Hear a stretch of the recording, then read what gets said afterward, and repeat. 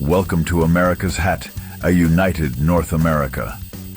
Well, folks, imagine this. You wake up one morning, and boom, Canada is now the 51st state. Your friendly neighbors to the north, with their charming accents and inexplicable love for poutine, are now officially Americans. No more border crossings, no more confusing Canadian Tire money. It's a brave new world. Picture this, the majestic Rocky Mountains, now a playground for both countries. The vast Canadian wilderness, teeming with moose and Tim Hortons, becomes America's backyard. We're talking about a landmass stretching from the Arctic Circle to the Gulf of Mexico, folks. That's a lot of real estate.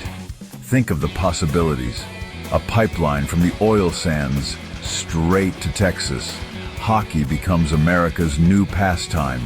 And just imagine the Thanksgiving dinners. Turkey with a side of Nanaimo bars. It's enough to make a bald eagle grow back its feathers. But hold on a minute. Before we break out the fireworks and start learning how to pronounce Saskatchewan, maybe, just maybe, we should consider what this union means. Because merging two countries, even ones as seemingly chummy as Canada and the US, is like trying to fit a moose into a Honda Civic. It's gonna be messy. The loony flies south economic impacts of a 51-star flag. All right, let's talk money, shall we? A united North America would be an economic powerhouse, no doubt about it.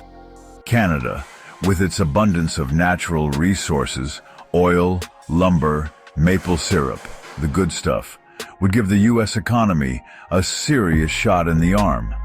We're talking trillions of dollars in GDP, folks. Trillions. Imagine a free trade zone stretching from the Arctic Ocean to the Rio Grande. Goods and services flowing freely across the continent. The Canadian dollar, now a distant memory, replaced by good old American greenbacks. It'd be like Black Friday every day. But hold your horses. There's a flip side to every coin, or should I say loonie. The Canadian economy, used to playing second fiddle, might struggle to keep up with its bigger, louder southern sibling. American corporations, with their insatiable appetite for profit, could end up dominating the market. And what about those Canadian social programs, like universal health care? Would they survive in the cutthroat world of American capitalism? Or would they be tossed aside like a used Timbit? These are questions that would need answering, folks. Maple syrup and baseball. A cultural confluence, or collision. Now let's talk culture. Canadians and Americans, we're practically family, right? We watch the same TV shows, listen to the same music, even share a bizarre obsession with bacon. So blending our cultures should be a piece of cake, eh? Well, not so fast. Sure, we both love hockey, though Canadians might argue they're a tad more passionate. But Canadians have a distinct identity, shaped by their history, their values, their love for saying sorry, even when they're not sorry. Would this unique Canadianness get lost in the melting pot of American culture? Imagine a world where Canadian Tire money is replaced by Chuck E. Cheese tokens, where Celine Dion is forced to sing country music, where poutine is served with ketchup instead of gravy. The horror. The point is, merging two cultures, even ones as closely intertwined as ours, is a delicate dance. It requires sensitivity, understanding, and maybe a few extra Timbits to ease the transition. Section 4. The House gets bigger. Political structure and shifting power dynamics. Okay, let's get down to the nitty-gritty politics. Adding another 38 million Canadians to the US would mean a whole lot of shuffling in the halls of power. We're talking 10 new senators, dozens of new congresspeople, and a whole bunch of electoral votes up for grabs. Imagine the political debates. Gun control, healthcare, climate change. These issues would take on a whole new dimension, with a Canadian perspective at the table. Would America finally see the light and embrace universal healthcare? Or would Canada be forced to adopt American-style gun laws? And what about the balance of power? Would the addition of a generally more liberal Canadian population tip the scales towards the Democrats? Or would the Conservatives find a way to wrangle in those new voters? Merging two political systems is no walk in the park. It would require compromise, negotiation, and maybe a few strong cocktails to get everyone on the same page. Section 5. The World Reacts. A new North American Colossus on the global stage. Now let's zoom out and look at the bigger picture. A united North America wouldn't just shake things up at home. It would send shockwaves across the globe. We're talking about a superpower with unprecedented economic and military might. Imagine a North American Union, a force to be reckoned with on the world stage. China and Russia would be sweating bullets. The European Union would be scrambling to keep up. The world order, as we know it, would be turned upside down.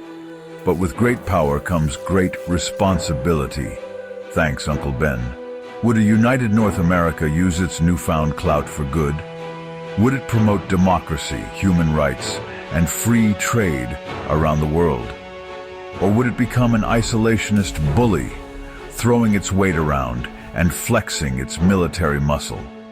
The world would be watching, folks, and hoping that this new North American giant doesn't trip over its own feet. Section 6. 1. Nation. Many voices. Challenges in uniting two distinct identities. Let's be honest, folks. Merging two countries isn't just about redrawing maps and adding stars to flags. It's about bringing together two distinct identities, each with its own history, values, and quirks. And let's just say, it's not always going to be pretty. Imagine the cultural clashes. Americans, with their love of guns and freedom, especially the freedom to be loud, trying to understand the Canadian penchant for politeness and passive aggressiveness. Canadians, used to their government-funded healthcare and social safety nets, grappling with the American emphasis on individualism and self-reliance. And let's not forget the language barrier. Sure, we both speak English, sort of. But try explaining the nuances of Canadian slang, 2-4, Chesterfield, toonie, to an American. It's like trying to teach a beaver to play the banjo. The point is, uniting two countries, even ones as seemingly similar as Canada and the US, is a monumental task. It requires understanding, compromise, and maybe a healthy dose of humor. Section 7. A North American Experiment. A glimpse into a future united or divided. So there you have it, folks. A glimpse into a future where Canada joins the US as the 51st state. A future filled with economic promise, cultural complexities, and global uncertainty. Would it be a match made in heaven? Or a recipe for disaster? The truth is, nobody knows for sure. But one thing's for certain. It would be one heck of a ride. And who knows, maybe, just maybe, this whole thought experiment will make us appreciate our neighbors to the north a little bit more. After all, they're only a border crossing away, for now.